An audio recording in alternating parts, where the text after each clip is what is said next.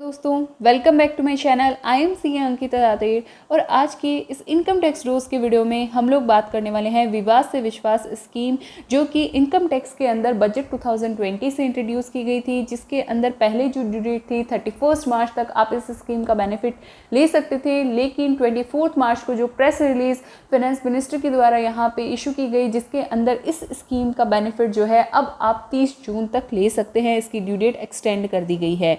इस स्कीम के अंदर क्या होता है, ये स्कीम उन एसएससीज के लिए बहुत ज़्यादा बेनिफिशियल है जो सिर्फ अपनी डिस्प्यूटेड टैक्स का सिर्फ टैक्स अमाउंट पे करना चाहते हैं, इंटरेस्ट और पेनल्टी पे नहीं करना चाहते हैं, या जिनकी टैक्स पे इंटरेस्ट और पेनल्टी पेबल है और वो उनका जो डिस्प्यूटेड अमाउंट है वो इंटरेस्ट और पेनल्टी का है, तो उसका सिर्फ 25% इस स्कीम के अंदर उनको पे करना होगा।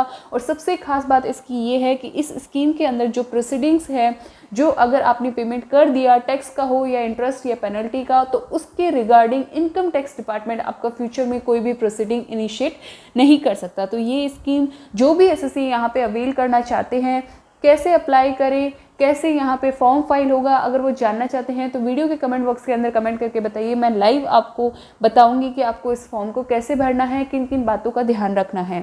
सेकंड, यहाँ पे मैं आपको ये बताना चाहती हूँ कि ये वीडियो बहुत ही इम्पॉर्टेंट है, तो इसे जितना हो सके मैक्सिमम लोगों के साथ अपने फेसबुक, व्हाट्सएप, जहाँ तक हो सके शेयर कीजिए।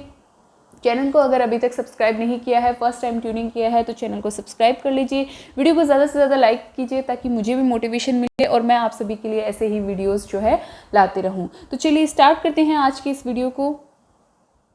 सर्कुलर नंबर 9/2020 जो कि इनकम टैक्स डिपार्टमेंट की तरफ से इशू किया गया है, और ये सर्कुलर जो है विवाद से विश्वास स्कीम की बात करता है, जो कि बजट 2020 से लोकसभा के अंदर इंट्रोड्यूस की गई थी, जिसको प्रेसिडेंट के एसेंट मिलने के बाद ये जो है कंफर्म स्कीम हो गई थी, विवाद से विश्वास स्कीम।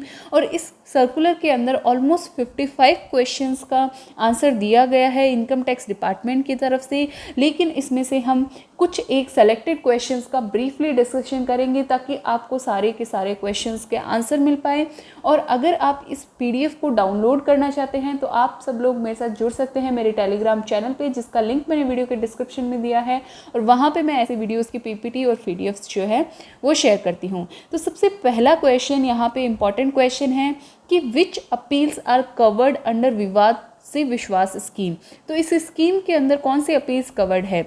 ऐसी अपील्स जो आपकी कमिश्नर अपील्स के सामने पेंडिंग है, ITAT के सामने पेंडिंग है, हाई कोर्ट और सुप्रीम कोर्ट के अंदर आपकी पेंडिंग है, और आपने अगर रिट लगा रखी है, हाई कोर्ट हो या सुप्रीम कोर्ट हो, या स्पेशल लीव पिटीशन आपने फाइल कर रखी है, लेकिन इसमें जो ड्यू डेट है वो होगी आपकी 31 जनवरी 2020, यानी कि 31 जनवरी 2020 के से पहले अगर आपकी कोई भी अपील पेंडिंग है, चाहे वो कमिश्नर अपील के पास हो, ITAT के पास हो, हाई कोर्ट हो या सुप्रीम कोर्ट के पास हो, तो आप इस स्कीम का बेनिफिट यहाँ पे ले सकते हैं। सिमिलरली अगर आपका कोई भी एसएससी है जिसका ऑर्डर जो है वो पेंडिंग है DRP के अंदर, और DRP ने डायरेक्शन दिया है AO को, जो कि अभी तक ऑर्डर फाइनल ऑर्डर जो है वो पास नहीं हुआ है, और वो भी स्पेसिफाइड डेट यानी कि 31 जनवरी से पहले है, तो आप इस स्कीम का बेनिफिट ले सकते हैं। 264 के अंदर अगर आपका रिविजन पेंडिंग है प्रिंसिपल कमिश्नर और कमिश्नर, तो यहाँ पे उसका भी बेनिफिट आप इसमें ले सकते हैं। सेकंड क्वेश्चन की अगर मैं बात करूँ, जो कि बात करता है कि अगर आपने कोई भी अपील जो है पेंडिंग नहीं है, पहले तो बात थी अपील पेंडिंग है, लेकिन अगर आपका यहाँ पे अपील पेंडिंग नहीं है, सिर्फ आर्बिट्रेशन पेंडिंग है, तो क्या आप इस स्कीम के लिए एलिजिबल हैं?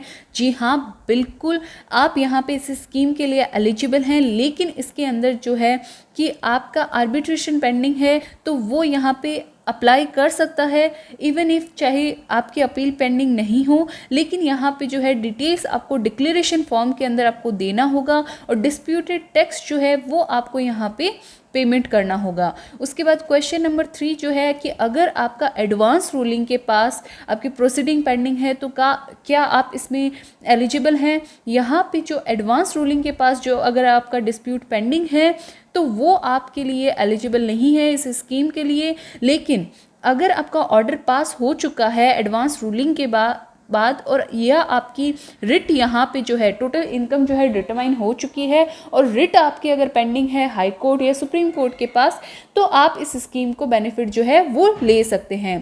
क्वेश्चन नंबर 4 की अगर मैं बात करूं, जो कि बात करता है जो कि अपील आपने फाइल की है, इंटरेस्ट जो आपका लेवी हुआ है ऑन द असेस टैक्स, यानी कि जो आपकी अपील फाइल हुई है, तो क्या आप इसमें और डिस्प्यूट आपका टैक्स को लेके नहीं है, सिर्फ इंटरेस्ट को लेके है, तो क्या आप इसमें एलिजिबल हैं? जी हाँ, बिल्कुल आप यहाँ पे एलिजिबल हैं, इस स्कीम को ले सकते हैं। अब बात आती है कि आपका यहाँ पे डिस्प्यूटेड डिमांड जो है इंक्लूडिंग इंटरेस्ट है जो कि पे कर दिया है अपीलेंट ने, यानी कि जो एसएससी है उसने पे कर दिया है, तो क्या आप इसमें फिर से इसमें ले सकते हैं बेनिफिट? तो हाँ, आप ले सकते हैं। अगर आपने ऑलरेडी पे कर दिया है तब भी आप इस स्कीम के अंदर कवर्ड हैं, इसका बेनिफिट आप ले सकते हैं। जो स्कीम के अंदर आपका टैक्स अमाउंट बनता है 100% आपको टैक्स अमाउंट पे करना होता है। जो डिस्प्यूटेड आपका इंटरेस्ट है उसका 25% आपको पे करना है। टोटल 125% आपका जो है वो आपको यहाँ पे करना है।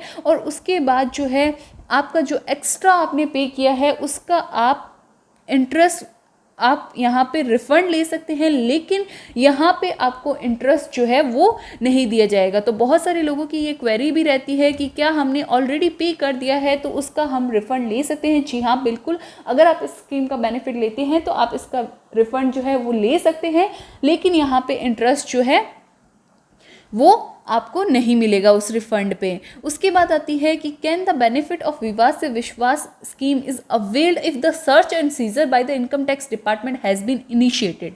तो अब ये बहुत इंपॉर्टेंट क्वेश्चन, तो इसमें मैं आपको बताना चाहूँगी कि अगर आपका सर्च एंड सीजर इनिशिएटेड है या आपका असेसमेंट जो हो रहा है सेक्शन 143(3) के अंदर 144, 153A और 153C के अंदर हो रहा है, और सर्च आपकी इनिशिएटेड हो गई है सेक्शन 132 और 32A के अंदर, तो अगर आपका डिस्प्यूटेड टैक्स जो है वो आपका 5 करोड़ से कम है तो आप इस स्कीम के अंदर कवर्ड है, लेकिन अगर उससे ज़्यादा है तो आप यहाँ पे जो है उसमें इस स्कीम के अंदर कवर्ड नहीं है।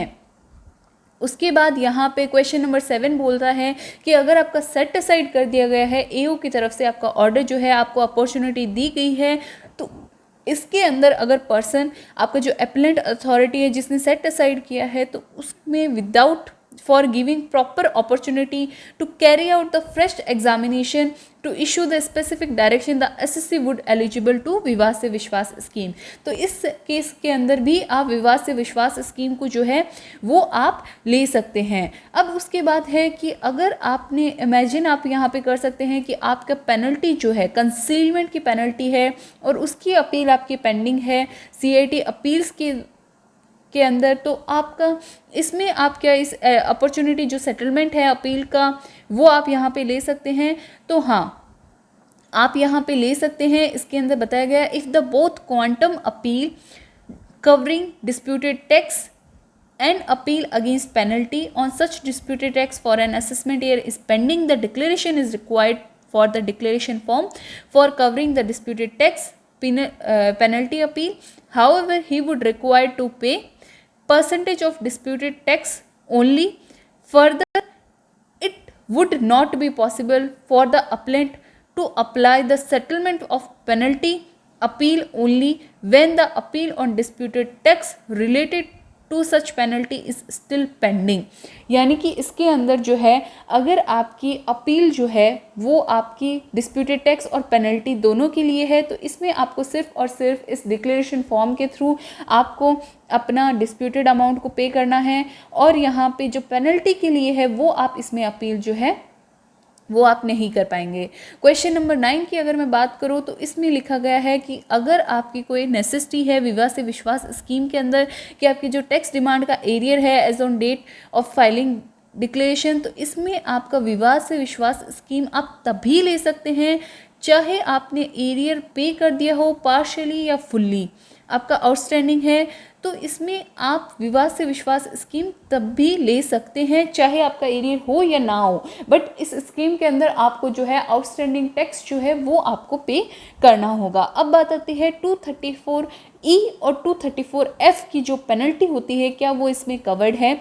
जी हाँ, बिल्कुल आपके इसमें कवर्ड है, और इसके अंदर जो आपके पेनल्टी और फ़ी के लिए आपको यहाँ पे 25% और 30% आपको जो डिस्प्यूटेड फीस है उसका पेमेंट यहाँ पे करना होगा। अब हम यहाँ पे नेक्स्ट क्वेश्चन देखते हैं कि अगर आपके रिट जो है वो फाइल हुई है, जो नोटिस आया था कंसीलमेंट का सेक्शन 148 का, तो उसमें आप यहाँ पे क्या इस स्कीम का बेनिफिट ले सकते हैं? नहीं, आपका 148 के नोटिस के अगेंस्ट में जो है वो आप यहाँ पे विवाद से विश्वास स्कीम को नहीं ले सकते।